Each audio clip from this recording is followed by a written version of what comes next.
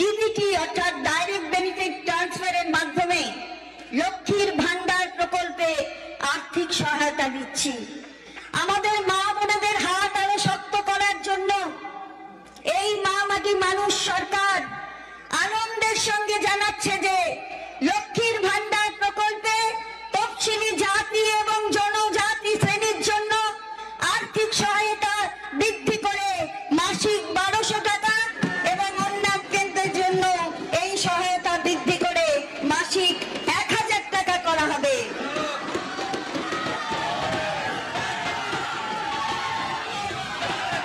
Sir, এই বর্ধিত সহায়তা স্যার এই বর্ধিত সহায়তা এপ্রিল 2000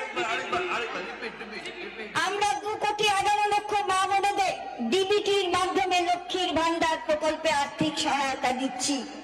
আমাদের মা বোনেদের হাত আরো শক্ত করার জন্য এই মা মাটি মানুষ সরকার আনন্দের সঙ্গে জানাচ্ছে যে লক্ষ্মীর ভান্ডার প্রকল্পে তফসিলি জাতি এবং জনজাতি শ্রেণীর জন্য আর্থিক সহায়তা বৃদ্ধি করে মাসিক 1200 টাকা এবং অন্যান্যদের জন্য এই সহায়তা বৃদ্ধি করে মাসিক 1000 টাকা করা হবে।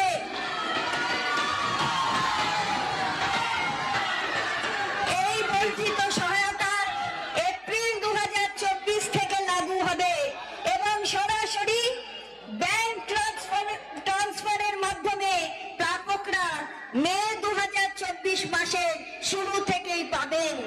এর জন্য অতিরিক্ত বার্ষিক 12,000 কোটি টাকা বরাদ্দ করা হয়েছে।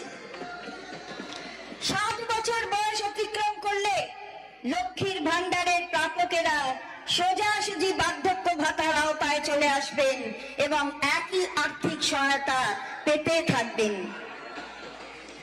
স্যার, আমাদের উপকূলবর্তী জেলাগুলির বিশেষ করে পূর্ব মেদিনীপুর, উত্তর 24 পরগনা এবং দক্ষিণ 24 পরগনার মৎস্যজীবীরা তাদের জীবিকা অর্জনের জন্য প্রতিকূল অবস্থার মধ্যে সমুদ্রে যান।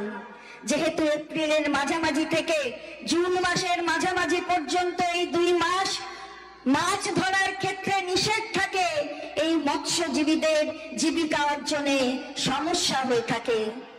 আমি আনন্দের সঙ্গে জানাচ্ছি যে এই 2 মাসে এইসব মৎস্যজীবীদের জীবিকার সহায়তার জন্য সমুদ্র সাথী নামে একটি নতুন প্রকল্প চালু করা হলো।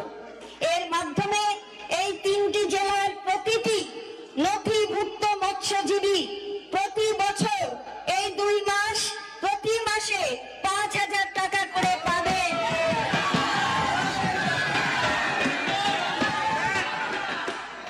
স্যার, এই 3টি জেলার প্রতিটি নথিভুক্ত মৎস্যজীবী প্রতি বছর এই 2 মাসে প্রতি মাসে 5,000 টাকা করে পাবেন।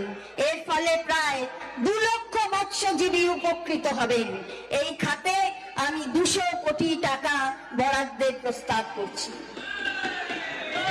গত বছর বাজেটে যুবকদের জন্য ভবিষ্যৎ ক্রেডিট কার্ড নামে একটি নতুন প্রকল্প চালু করা হয়েছিল। এই প্রকল্পে 18 থেকে 50 বছর বয়সী 2 লক্ষ যুবক যুবতী তাদের স্বনিযুক্তমূলক কর্মে ক্ষুদ্র উদ্যোগ সংস্থা স্থাপনের জন্য এবং কর্মসংস্থানের সুযোগ সৃষ্টির জন্য আর্থিক সহায়তা বাবদ বা সর্বাধিক 5 লক্ষ টাকা আর্থিক ঋণ ব্যাংক মারফত পান। আমি আনন্দের সঙ্গে ঘোষণা করছি যে আমাদের সরকার এই প্রকল্পটিকে আরো শক্তিশালী করার এবং ক্ষুদ্র শিল্পের জন্য আরো সহজতর করার উদ্যোগ নিচ্ছে।